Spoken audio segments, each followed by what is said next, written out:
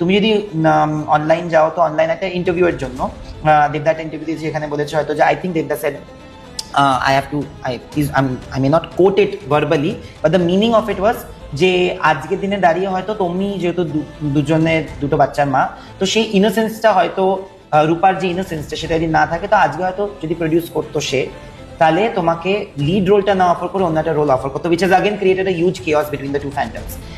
What is your take on this? কি বলি বলো তো, মানে একটা সেন্সিবল মানুষ কিভাবে এই ধরনের কথা বলে আমার জানা নেই। আমার সাইড ক্যারেক্টার করতে কোনো অসুবিধা নেই, আমি সন্তান করেছি।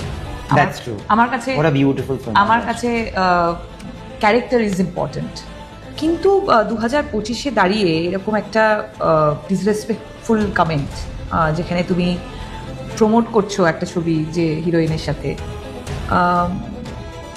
I don't no. হ্যাঁ, স্পেশাল স্ক্রিনিং 23 তারিখ হয়েছে আই থিঙ্ক দ্য স্ক্রিনিং, কেন যাওনি? এটা নিয়ে একটা বিশাল মানে জল্পনা কল্পনা চলছে। লোকেরা বলছে যে এই মুভিটাতে তুমি সেইভাবে ক্রেডিটেড হওনি। আই ওয়ান্ট টু নো কি হোয়াট ইজ ইওর ওপিনিয়ন।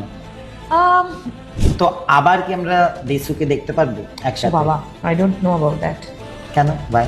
জানি না, মা হয়ে গেছি, ইনোসেন্স তো নেই ফেসে।